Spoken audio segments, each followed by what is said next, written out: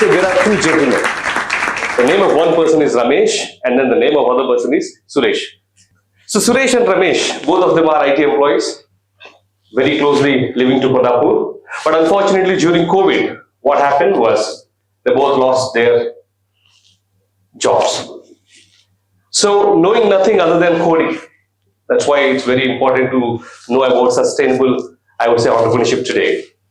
They had nothing to do or they know nothing to do. So they went back to their village. So they go back to the old way of providing for their family. What is it? Early morning they wake up, go to the nearby forest, chop some wood, bring that to the market, sell it off, and then they make a living. Are you here with me? A software engineer is doing this, okay? Story. Interestingly, both of them leave the village at the same time. They come back to the market at the same time. But Suresh brings always 3x the folds of what Ramesh brings. If Ramesh brings 2, probably the logs of wood, Suresh brings 6. If Ramesh brings 3, Suresh brings 9. Amazed at this, Ramesh always wanted, what was that secret behind Suresh? What is it that Suresh was doing different, right? That he always brings a 3x results. And in this era of productivity efficiency, all the consultants, probably some of you working here, also very keen to understand what's the secret behind this 3x efficiency. So one morning, Ramesh liked to Suresh that, hey, you know what, I'm not really feeling well. You carry on to the forest. Let me stay back and rest for a while. And as Suresh moves on to the forest, Ramesh slowly sneaks behind him, right? Like the Tom and Jerry, trying to understand what is it that Suresh is doing differently that he produces 3x results of Ramesh. And then what amazes Ramesh is that Suresh doesn't start cutting the trees as soon as he goes. You know where he goes?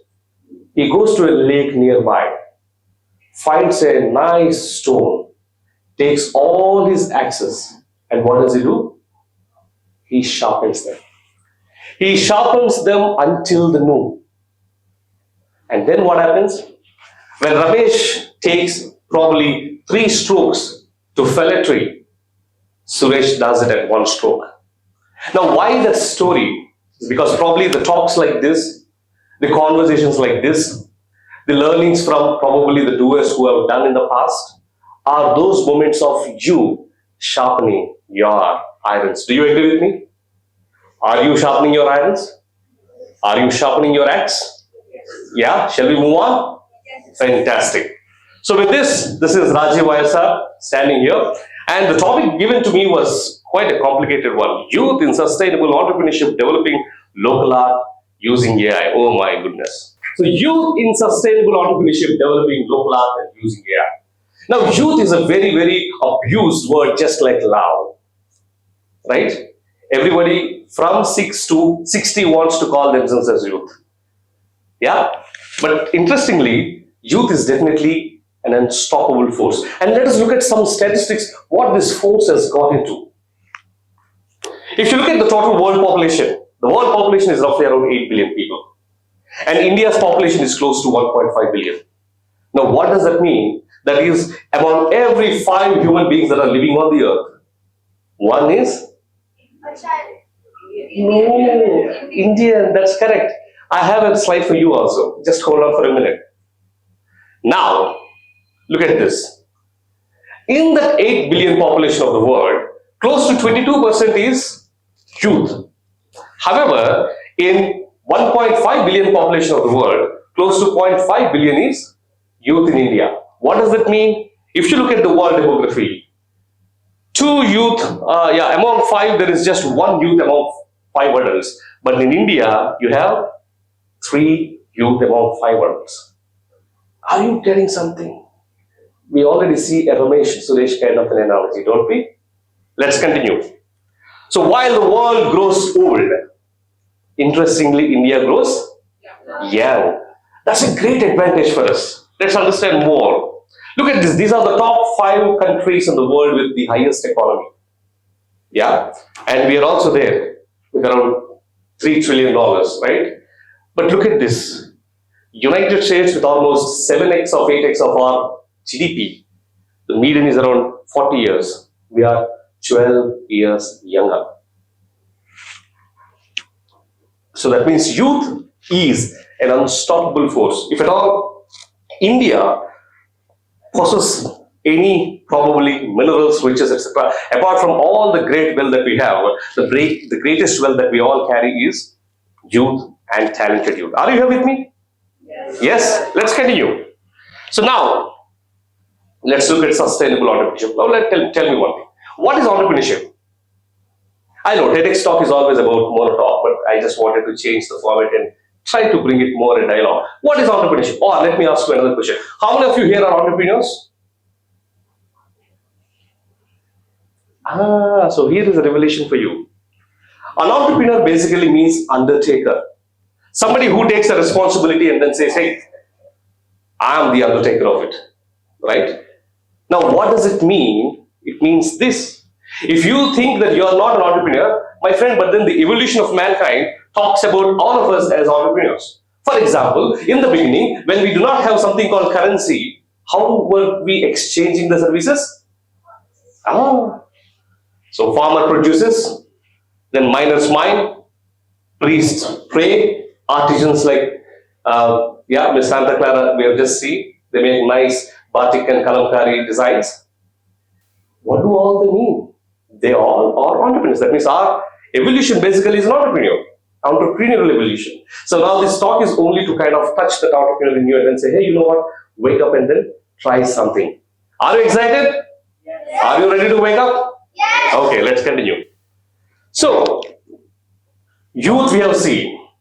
Entrepreneur, we have kind of agreed that we all have that spirit in us. But let's also understand the impact of these entrepreneurs. What's the impact? Can anybody help me with these numbers? Startups officially recognized in India, jobs created so far, number of unicorns in the last 12 months. Here are the answers, right? More than 1 lakh startups recognized. That means those are certified either under DPIIT or MSME or some kind of a startup program. Otherwise, there are many startups in 1 BHKs, 2 BHKs still trying to make an attempt. Are you here with me? Yeah? We have created, or startups have created close to 10 lakh jobs so far, and then they doubled from 1.75 lakhs to 3.35 lakhs and more than 100 plus unicorns. It used to be only 8 unicorns 3-4 years ago. But now we talk about 115 plus unicorns, right? And look at this, probably 1.3 billion people that we talk about. The working population between the age of 15 to 64 is only 0.78 billion. And among the 0.78 billion, the employed are 0.5 billion. And among the 0.5 billion, the organized, that means the government sector, the private sector, the organized is basically recognized by the PF account that they carry. It's only 0.3 billion. And then the unorganized is 0.45 billion. So who is providing for the rest? It is all these startups. Are you with me?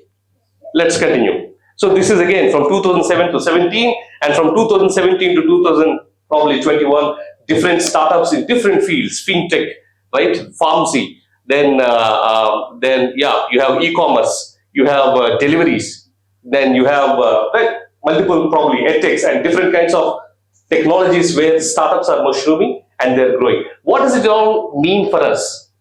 It means that we are already competing with one of the world's leading probably economy called US, where they have 700 plus probably startups and unicorns, and we already have 115 plus. Now, are you clear with youth? Yes. Are you clear with entrepreneurship? Yes. But then the question is, why entrepreneurship now? Right? What does this mean? Or what does this reflect? Come on, you're born and you're gone. Right? Yes? Okay. How many of you chose your parents? Oh, nobody here. Okay. How many of you chose the school, World War School? I want to join in World War School. Brilliant. That's nice. But unfortunately, not many get such an opportunity. Right? I didn't get an opportunity to choose my school. Okay. How many of you probably could choose your college? Maybe yes. You want to choose? Very nice. Among the parents there, how many of you did choose your partners? Oh, that's a very daring question, and yeah, there are daring people to answer it. Great. But unfortunately, not everybody gets an opportunity too. right? So in life, we generally don't have much options. Probably one option that we might at least take into our hands is career that we have, that stays with us much longer than our kids that stay with us or our partner that stays with us, correct? So when we have that, why don't we consider an entrepreneurial career as an opportunity? So what's special now in this era? The speciality about this era is this, right? The AI, or there are certain interesting facts that we were talking about. Earlier, we were thinking that somebody needs to start, if somebody were to work and start earning, it would be probably the age of 21, right? Anybody who does a physical labor and starts earning used to be called as child labor, correct? But man, you have teen entrepreneurs these days who have been working from the age of 13 to 14 and earning. How do you call them? And what enabled them? Definitely the development in the technology, be it the artificial intelligence or the rest of the things. Why? Because AI made the information and knowledge accessible to everybody. Now it is about how one leverages the information and knowledge and bring forth a change, a new economic order. The GDP contributors have come down before 20, and digital platforms, some of them, right, have already started to act as enablers. And then the interesting thing is, the AI is no longer an additional tool. It has become a cognitive partner. It has become our sixth finger, and it has become a second brain, right? And AI continues to work upon our data even when we sleep. That's both scary and that's also encouraging. For example, I do multiple roles. For example, I'm the CEO of a company called Thunderflash. I'm also advisor to the Government of Andhra Pradesh and Telangana. I'm also part of policy drafting committee with NITI Aayog Department of Heavy Industries in the center. So what I generally do is I train my model with all the activities that I do. And I say that, hey, now you are the Rajeev who is the CEO of the Thunderflash, and you notice that your team is not really performing well. Draft a very soft, subtle, but yet very strong WhatsApp message where you encourage them to give an extra bit. And you know what? The AI exactly mimics and copies the tone, the language, the modality that I use, and gives a very short snippet. Are you here with me? Or otherwise, earlier I used to sit, think, write, rewrite. So basically what AI enabled us to do is to focus on higher order thinking than to deal with mundane decision making and thinking. Do you agree with me? We are called to do higher things, right? We are called to perform higher things. So the 5-step success formula to be a successful entrepreneur. No book talks about it. The entrepreneur's lessons are generally not captured by the academia, unfortunately. Those life lessons are only captured in the autobiographies. Right? And this forms as a module was built by me over my years of experience working with startups, working in startups, building startups, working with MNCs. And I also teach the same subject at ISB as a visiting faculty. And at MIT, I didn't do a certification program. It's an executive program in business management. I went there and I studied for a year. Right? Even there, my major was entrepreneurship. So, distilling all of that, and if I were to tell the younger generation on how they can easily and quickly start up with less chances of failure, this is the formula. Are you excited? Now, so it's PAR. P stands for proud, A stands for articulation, L stands for looking out for solutions, M stands for multiplying, and S stands for scaling with T. Okay, now what is proud? When do you use this word called proud? Okay, the right context of using that word called proud is a lion roars for its prey. A dog sniffs for its prey. There is a difference between a dog sniffing and a lion roaring. Because the lion knows that it needs to hit the target. The search and then the ask is intense and intentional. Are you here with me?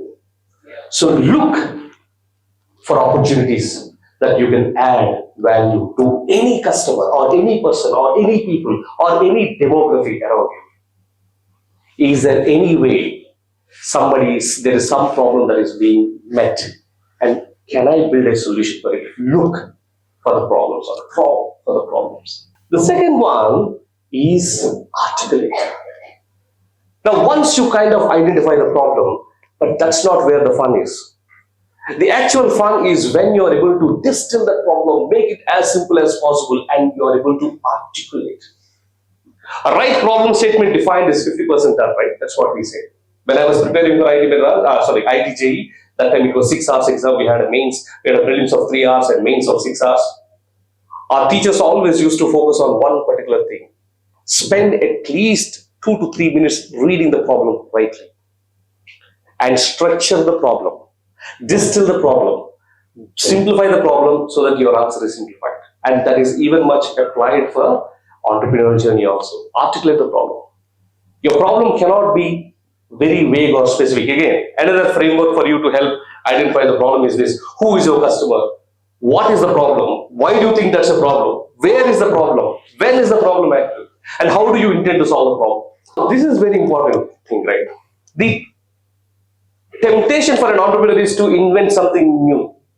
You are not a scientist. If you were here to invent something new, you are called a scientist, not an entrepreneur. Nothing wrong against scientists, right? But the context is how do you build companies, how do you build profiles, how do you build startups?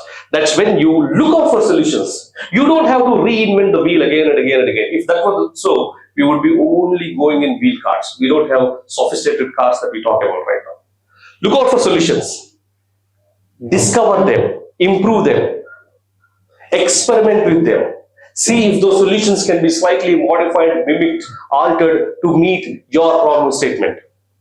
And the most successful solution will always be the one which would be simpler to execute and easy to scale. Are you here with me? Don't be helpless, right? Again, the temptation of an entrepreneur is to do everything by yourself. Of course, when you start, you will have to put multiple hats, but the way you exhaust yourself, you need to bring in the right people much better than you in those specific domains. Are you here with me? Multiply them, leverage network, right? Multiply through synergy and team. And last and most important thing is scale. Again, most people look for perfection and take pride in calling themselves as perfectionists. No offense to that. But you can never ever achieve 100% perfection. This is for sure. All of you know Pareto principle, right? 80% of your results are dependent on 20% of your things. Just focus on those 20%. Arrive at 80%, that's okay. All the successful startups that we speak right now have on an average 17 pivots, 17 pivots. Pivots means they would have started to do something and then there is a change, there is change. And before they became a unicorn, there were 17 times they course corrected. Nothing wrong in it. Look. And aren't these bigger brands? These are at one time the king or the leaders in their domains. Right? If they can be replaced, if they can be replaceable and become redundant and obsolete, how much more you and I could be? And what beat them all? It's innovation. The entrepreneurial journey is definitely like the boulder, right? Either you transform it or it transforms you. But be prepared for either of those things. Both of those things makes us a better person. So with this is Rajeev YSR, your coach, your mentor, your friend, signing off for today.